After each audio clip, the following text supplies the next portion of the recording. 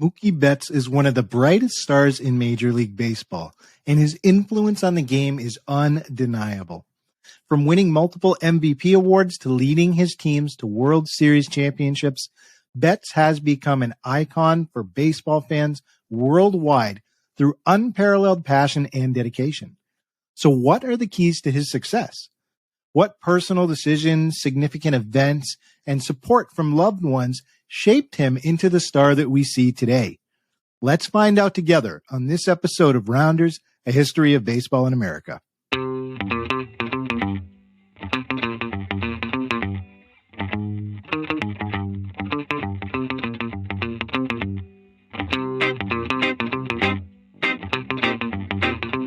Hello, everybody, and welcome to the show. I am, as always, your host, Jeff Lambert. Today, we are continuing our series entitled Roots of Greatness. That's where we're exploring the key foundational pieces in a star's life that contributed to their overall greatness. We've already done episodes on Mike Trout and Scott Rowland, and I've included those links in the description if you want to go back and check those out. But today, we're going to be talking and learning about Mookie Betts, the star outfielder for the Los Angeles Dodgers. And I believe that there are three foundational roots to this man's success. Number one, learning to never take no for an answer. Number two, developing an attitude of adaptability. And number three, accepting the leadership role that has been placed before him. So we're going to go ahead and dive deeper into each root and learn more about one of baseball's brightest stars, Mookie Betts. Let's get into it. Root number one, never taking no for an answer. Let's dive into it. Mookie Betts grew up in Nashville, Tennessee, and he began playing baseball at a very early age. His mom, whose name was Diana Benedict, she shared in an interview that when Mookie was even just a toddler, he would love to run around and throw a ball. She said in an interview, quote, he'd always be saying, ball, ball, ball. That's what he always wanted to do, she stated. He would run everywhere, and he never walked, said Mookie's father, Willie Betts. He'd figured out if you put him down, he'd start running, and he would just run, run, run, end quote. So Mookie, from an early age, really seemed to enjoy sports and athletic activity. And at just 5 years old, his mom decided that she was going to go down to the local Little League and sign him up to play baseball. Now, Mookie was very small for his age at that time. And according to league rules, coaches could choose whether or not to accept kids onto their Little League squads. So the first coach that Diana went to with Mookie said, no, sorry, there's no room on the team. I can't take Mookie. His legs are a little too short, too. I'm paraphrasing, but that was essentially the quote. So Diana's mom, undeterred, went to a second coach and said, I'd like to enroll my son to play on your squad. And the second coach said, no, he's too short. So Diana went to a third coach, and she also received a no from him. And Diana recalled that after that third rejection, Mookie started crying. And he stated, quote, Mom, I'm not going to be able to play, end quote. And Diana turned to him and said, no, you're going to play. So it was then that Diana decided to show her son and to make the decision for herself that she wasn't going to let the no's stop them. And she did something really amazing. She noticed by looking around that entry into these baseball clubs for the Little League, system that she had went to, there were other kids who had gotten rejected and weren't able to play on any of these squads. So she went to the league and applied to start her own squad, and she listed herself as the head coach. So she created a team of other players, including Mookie, who had gotten rejected from the other clubs.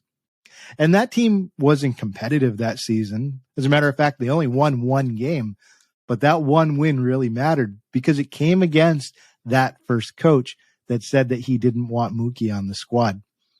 So Diana really showed from a young age that she wanted to build this mindset in Mookie that he should never take no for an answer.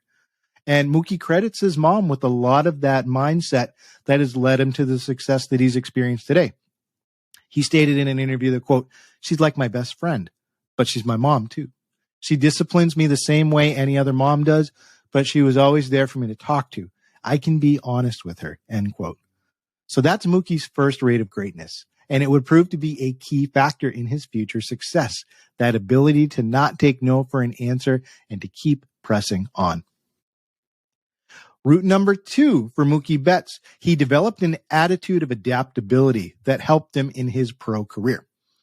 So as Mookie rose through the baseball ranks, he faced some quick challenges at a very young age. As an 18-year-old high schooler, he got drafted by the Boston Red Sox, and he very quickly was moved through the ranks because of the talent that he showed. So as an example, he was moved to the AAA ball club, the Portland Sea Dogs, by his second season. That's a big jump for someone who just came out of high school.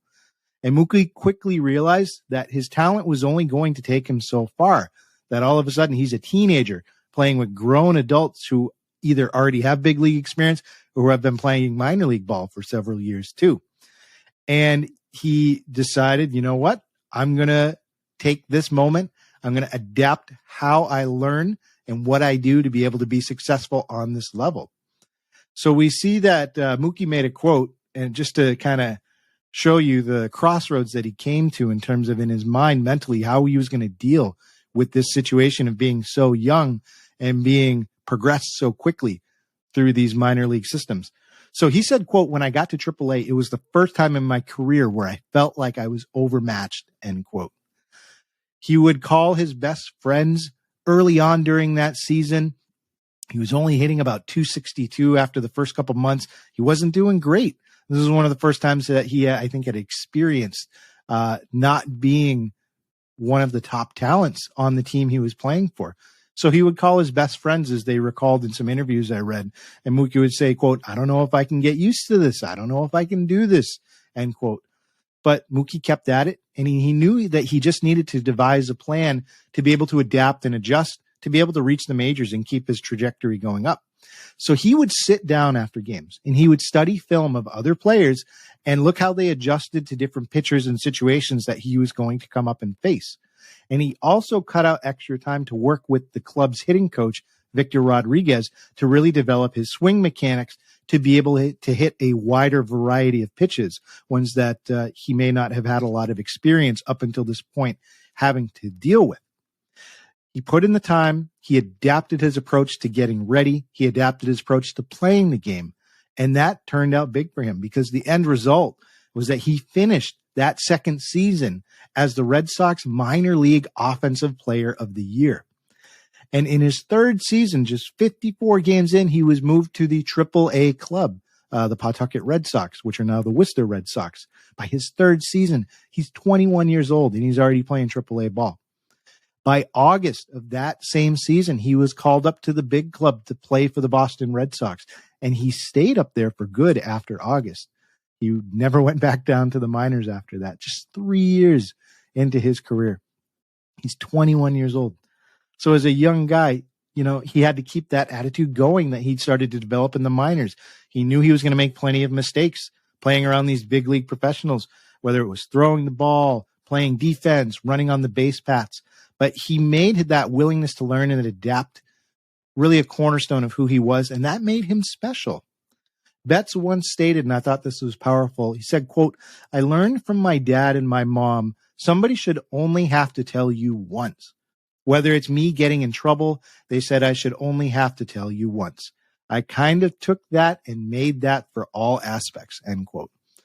So he really continues to show to this day through his game that learning never stops for him, and excellence comes from adapting to the situation at hand. This episode is brought to you by Allstate. Some people just know they could save hundreds on car insurance by checking Allstate first, like you know to check the date of the big game first before you accidentally buy tickets on your 20th wedding anniversary and have to spend the next 20 years of your marriage making up for it. Yeah, checking first is smart. So check Allstate first for a quote that could save you hundreds. You're in good hands with Allstate. Savings vary. Terms apply. Allstate Fire and Casualty Insurance Company and Affiliates. Northbrook, Illinois. Make this summer count with Harvard Summer School. With Harvard's free college programs, high school students gain confidence and insight into what college is all about, challenge themselves, and discover new friends. There are over 200 courses to choose from, including college credit courses, so it's the ideal way for students to learn something new, but most importantly, have fun. Visit info.summer.harvard.edu/Spotify to learn more. Let's go ahead and jump into our third root of greatness for Mookie Betts, what made him into the superstar that he is today. And that third one, his acceptance of leadership. Remember, Mookie hit the big club at just 21 years old. He's surrounded by veteran players like David Ortiz, Dustin Pedroia, one of his self-professed mentors that was on the Sox at the time, Shane Victorino, who had a very long and successful career in the major leagues. He's surrounded by these guys who have accumulated all-star appearances, who have played, in clutch games. And here he is, this kid. And as time goes on, he's willing to accept their advice and he's willing to learn from them. But as he gets more successful, he finds that his role on the team is changing. And he finds himself not only just listening for advice, but being expected more and more to be the leader in the clubhouse. And some players don't take that transition well. They don't like that extra responsibility. They don't like that extra confrontation. They don't like having to lead by example. But Mookie embraced it. I mean, even as a kid in his mid-20s, Mookie became a vocal and performative backbone for the Boston Red Sox clubhouse. And he took it personally. He made it his personal mission as he grew in success with the team to make sure that his teammates stayed motivated and focused all season long. Now, there's no greater example of that and Mookie's growing into this leadership role than in 2018. We saw that during the 2018 playoffs, fellow teammate Jackie Bradley Jr. got benched for some of his poor play. And when that happened in the middle of the playoffs, Mookie took it upon himself to actually call a team meeting to rally the troops. And in that meeting, he let everybody know that, look, we have to keep playing our game. Good things are going to happen. Don't give up. We're in this together. And just taking the time to do that, to pick up his teammates during a tough spot in the middle of a World Series run, it made a difference. That leadership that he displayed during that 2018 playoff run led the Red Sox to another World Series championship that year. And then when Mookie moved to Los Angeles to play for the Dodgers in 2020, one of the, in my opinion, greatest lowlights in Boston Red Sox history. Mookie is one of my favorite players of all time. That was a tough one to see him make that transition. LA, you're very blessed to have him. But anyways, I digress. Even when Mookie made that shift to LA, he knew that he had to keep that same attitude, and he quickly earned the respect of his teammates for being that guy who constantly stayed on others, to stay after, to keep practicing, to focus when they needed to focus the most. And look, overall, that leadership role is something that has made him so critical to the Dodgers' success that they are experiencing now. So Mookie's attitude is one that I think a lot of current MLB players and young players can learn from, that you have to accept responsibility. You got to lead by example. You got to motivate your team to succeed. Leadership sometimes is placed on you, and you have to be willing to accept it and not run from it. And great things can come from that. Overall, I believe that these three roots that we discussed about, this willingness to not take no for an answer, this focus on adaptability, and of course, the willingness to accept leadership, have all been integral to the success of Mookie Betts over the course of his career, and is going to continue to shape his career in the future. He really is an exemplary player. He's such a great example for really all players in the league. And I think that's going to continue to be that way because of the roots that have turned him into the player that he is. He shows hard work, dedication. It's going to pay off, and really just keep that mindset that's important. He's one of baseball's greatest players.